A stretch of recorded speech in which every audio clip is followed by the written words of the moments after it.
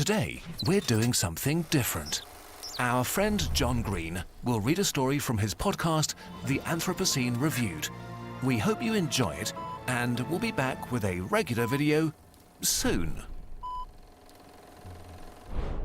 So, if you've ever been or had a child, you will likely already be familiar with hand stencils. They were the first figured art made by both our kids. Somewhere between the ages of 2 and 3, my children spread the fingers of one hand out across a piece of paper, and then, with the help of a parent, traced their 5 fingers. I remember my son's face as he lifted his hand and looked absolutely shocked to see the shape of his hand still on the paper, a semi-permanent record of himself. I can remember doing this sort of thing when I was young. I can't remember what age, but maybe year 2 or 3. I remember doing it, and it must have been a fairly intense memory, thing, because otherwise, why would you remember something so early? I am extremely happy that my children are no longer 3, and yet to look at their little hands from those early artworks. What's up, Didact? How are you? Is to be inundated with a strange, soul-splitting joy. Those pictures remind me that they are not just growing up, but also growing away from me, running toward their own lives. But of course, that's meaning I am applying to their hand stencils, and that complicated relationship between art and its viewers is never more fraught than when we are looking deeply into the past. In September of 1940, an 18-year-old mechanic named Marcel Ravidat was walking his dog Robot. We have a story. I like stories. In the countryside of southwestern and turkeys, what? France, when the dog disappeared down a hole. Robot eventually returned, but the next day, Ravidat went to the spot with 3 friends to explore the hole. And after Is this a true story? I missed that bit. Who calls their dog Robot? For quite a bit of digging, they discovered a cave with walls covered with paintings, including over 900 paintings of animals, horses, stags, bison, and also species that are now extinct, including a woolly rhinoceros. It would eventually be established that these artworks were at least 17,000 years old. 2 of the boys who visited the cave that day were so profoundly moved by the art they saw that they camped outside the cave to protect it for over a year. After World War II, the French government took over protection of the site, and the cave was opened to the public in 1948. When Picasso saw the cave paintings on a visit that year, he reportedly said, "We have invented nothing." There are many mysteries at Lascaux. Why, for instance, are there no paintings of reindeer, which we know were the primary source of food for the Paleolithic humans who lived in that cave? Why were they so much more focused on painting animals than painting human forms? Why are certain areas of the cave filled with images, including pictures on the ceiling that required the building of scaffolding to create, while other areas have only a few paintings? And were the paintings spiritual? Here are our sacred animals? Or were they practical? Here is a guide to some of the animals that might kill you. Aside from the Yeah, lots of questions. Lots of questions. animals, there are nearly 1,000 abstract signs and shapes we cannot interpret, and also several negative hand stencils, as they are known by art historians. These are the paintings that most interest me. They were created by pressing one hand with fingers splayed against the wall of the cave, and then blowing pigment, leaving the area around the hand painted. Similar hand stencils have been found in caves around the world, from Indonesia to Spain to Australia to the Americas to Africa. We have found these memories of hands from 15 or 30 or even 40,000 years ago. These hand stencils remind us of how different life was in the distant past. Yeah, I believe the oldest cave paintings are about 41,000 years old from Indonesia. Well, there's probably older ones, right? Still yet to be found. There's some old ones in France as well. Mutations, likely from frostbite, are common in Europe, and so you often see negative hand stencils with 3 or 4 fingers, and life was short and difficult. As many as 1/4 of women died in childbirth. Around 50% of children died before the age of 5. But they also remind us that the humans of the past were as human as we are, their hands indistinguishable from ours. These communities hunted and gathered, and there were no large caloric surpluses. So every healthy person would have had to contribute to the acquisition of food and water, and yet somehow they still made time to Maybe, but there would have been a lot of interesting stuff going on. I'm sure there was lots of roamers and nomads who'd go off wander by themselves. create art, almost as if art isn't optional for humans. We see all kinds of hands stenciled on cave walls, children and adults. But kids at school all kind of have to do art as well, right? We kind of force it on the kids. I mean, I think all kids do this in year 1 or 2, right? They're forced to. But almost always the fingers are spread, like my kids' hand stencils. I'm no Jungian, but it's fascinating and a little strange. I remember watching this video a long time ago, and the amount of meaning he starts to apply here is a bit ridiculous. Going into why people spread their fingers. Well, obviously it's because you want to trace your hand. If you close them like this, you can't trace your fingers, and it's just more interesting. It just seems probably a very simple reason for why we don't just do that. Because if you were to do a stencil on a wall like that, it doesn't look like a hand, right? It'll just look like a shape. Go like that, it suddenly looks like a hand. And then there were some other things here I had a problem with. But so many Paleolithic humans who couldn't possibly have had any contact with each other created the same paintings the same way. Paintings. And this is probably simply because of the way we figured out how to do stuff like this. And if humans would have roamed about, word of mouth would have gotten around about an innovation or something on how to do this painting. Like you said earlier, I'm pretty sure they currently think they were blowing blood and things through bone. And so just that method, it kind of means you have to do that negative stencil. You put your hand there and you blow everything here, and then you take your hand away and it leaves your handprint. So that's probably why they're all the same everywhere. Clearly there was no innovation for a long time. That we are still making. But then again, what the Lascaux art means to me is likely very different from what it meant to the people who made it. Some academics theorize. Maybe not. I've seen studies that suggest that the human brain hasn't changed for 30, 50,000 years, maybe even longer. So maybe, if we were just to put a human from today's age back then, they might end up doing very similar things. And, maybe he's coming at it from a point of spirituality, and, they're doing it for all of these weird reasons. But there's plenty of humans that are still doing stuff for religious and spiritual reasons.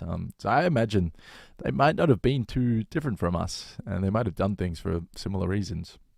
That the hand stencils were part of hunting rituals. Then there's always the possibility that the hand was just a convenient model situated at the end of the wrist. Obviously, that is the case. It's not that it's a convenient model. It's more that it's probably that hands are how we navigate the world. Imagine being a sentient being as smart as us without having hands. I hope whales aren't too sentient, right? To the point where they have intelligence like us, even though they're meant to have more neurons, right? And if you've seen Avatar 2, you'll find this interesting. It was a fun little thing they had in that movie. But so I hope whales aren't actually way more intelligent than we realize, because that would be horrific. And same with dolphins. But without hands, how do we build stuff? I think it would, in terms of evolution, it would be much harder to create any technology or advance without hands. So maybe hands are a necessity or some kind of feature, phallus or physiological thing that allows you to hold things and manipulate things. And I think because we manipulate the world around us with our hands and we use tools with our hands, hands are our most important feature in a sense. It's we're not going to fucking draw a stencil of our elbow or something, right? or our, just our shoulder. That would be silly. I've created the world's first consumer post-quantum VPN. This thing has post-quantum algorithms, so please come support your boy. It's a magical experience to use it. I'm kidding. But yeah, come get it. It's literally the strongest encrypted VPN on the market today, and people don't understand how important post-quantum cryptography is going to be for the future. It'll take over encryption standards very soon. So if you want to be protected and not at risk of potential next level hacks, you should definitely protect yourself, because capture now, decrypt later attacks are being threatened, and hackers could be stealing data right now to decrypt in a few years with powerful quantum computers. To me, though, the hand stencils at Lascaux say, I'm sure there probably are some feet ones as well. It's just like, but you don't need to do that. You can just go step in a puddle or mud, and you can see your footprint. But I'm sure there are some footprint versions. I was here. They say. You also don't. Yeah, I feel like the hands more feel like an extension of our minds. It's like the hands are almost us, right?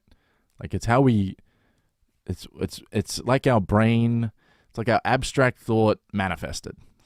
Is via our hands, whereas our feet are kind of like. There's way less control there. I can't pick up and throw a rock at someone with my foot. You are not new. And because they are negative prints surrounded by red pigment, they also look to me like something out of a horror movie, like ghostly hands reaching up from some bloody background. They remind me that, as Alice Walker wrote, all history is current. The Lascaux cave has been closed to the public for many years now.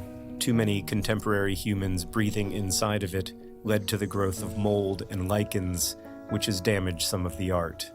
Just the act of looking at something can ruin it, I guess. But tourists can still visit an imitation cave called Lascaux 2, in which the artwork has been meticulously recreated. Humans making fake cave art to save real cave art may feel like peak Anthropocene behavior, but I have to confess that even though I am a jaded and cynical... Peak Anthropocene behavior. I think that is... This guy sounds like a bit of a misanthrope. You know what I mean? Peak Anthropocene behavior. Sure, there's lots we don't do right, but there's lots we've done surely right. The world is a great place, and it's much better to be alive now in terms of, finding happiness and love and all this stuff. So I don't want to, the world will probably continue to get better and better and better. Every sort of point in time, people think, they have the best sort of existence of everyone. And yet, tech will improve, health will improve, things will get better.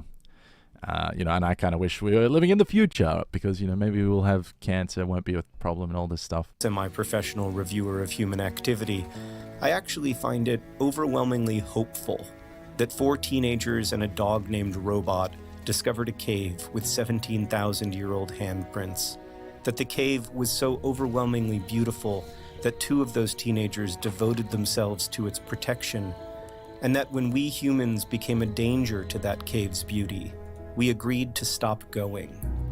This reminds me that the thing you said before about like how we created a fake cave, so where people can go look at this fake cave that resembles the real cave. It reminded me of I went and saw The Lion King once. The Lion King play. I hate plays. It was so boring. But anyway, someone wanted to go see it, so I went with them. Team player, right? And I just kind of remember feeling quite... There's a lot of despair watching it because there were people dressed as African animals. And they were giant, like almost as big as a real giraffe, but they were like people wearing giraffe costumes. And I remember sitting there thinking, holy shit, we're actually heading for a world where this is the only way kids or people will be able to experience these majestic creatures.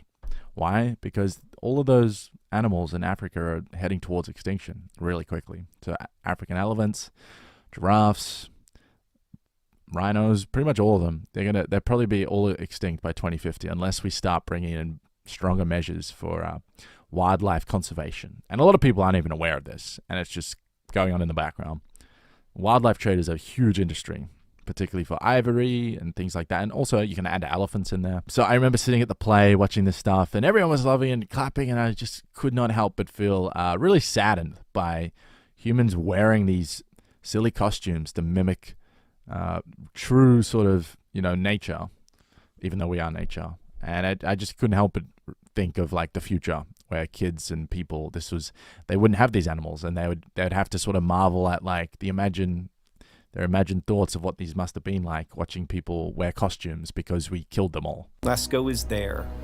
You cannot visit. And it's nicely tied into this video how they were drawing animals that are already extinct because of similar issues, because we've overhunted them and, forced them into extinction, which is kind of sad, isn't it? And here we are in the future, and all the animals are going to be disappearing soon. So You can go to the fake cave we've built and see nearly identical hand stencils, but you will know this is not the thing itself, but a shadow of it. This is a handprint, but not a hand. This is a memory that you cannot return to. All of which makes the cave very much like the... So this is a very artistic view of, poetic view of, I wouldn't say history or time, of more us, literally ourselves and what we're doing here. You know, because I don't think it's right for him to say this stuff about time. And, you know, he's claiming the past we can never return to. And all we can do is watch and look at our past. But at the same time, this is a question of physics. Can we return to the past? Maybe. What is time? We don't currently know. So, you know, to make claims like this, you got to be careful. Physics will come along and be like, you know, no, actually, you're wrong. So don't be too sure about what you think you know, guys. We might actually be able to, for instance, general relativity, if space-time and, you know, Einstein was right, well, then we live in this block universe, which is predetermined. And we might potentially be able to go back to previous points in four-dimensional space-time. Who knows? Via wormholes, black holes. And people, this is in speculatory territory, but so many scientists nowadays don't understand that. The only way you progress science is via speculation. Scientific speculation is how you actually come up with new ideas. So if you're not willing to do it, guess what? You're never going to be a good scientist. And unfortunately, there's a lot of scientists nowadays who don't understand this, and they just want to not allow speculation. Like, what's with all the people on Twitter and just in the world in general who want to ban ideas? You know what I mean? Like, how do you come up with new science if the people put forward these ideas, which is technically going to be misinformation? So if we ban misinformation, no new science will be done, right? If we ban misinformation, someone like Einstein won't pop up, because Einstein put forward all these revolutionary ideas that no one wanted to believe in for a long time or even trust. And they're like, this guy's crazy, fuck him. No, the ether exists. We don't want to hear any of this nonsense. Einstein was right, you know, right? So but initially he had to present this stuff, which was, via the method of science. But people, if you were to put this on YouTube, it would be classified misinformation. So we got to be careful. I know I'm on a tangent now and not related to this, but I just wanted to sort of bring that up. I think there's too many people in our world pushing to end, speculation in places like Twitter and YouTube, and that's dangerous. It's very dangerous. The past it represents. Beautiful. Awesome video. So I was going to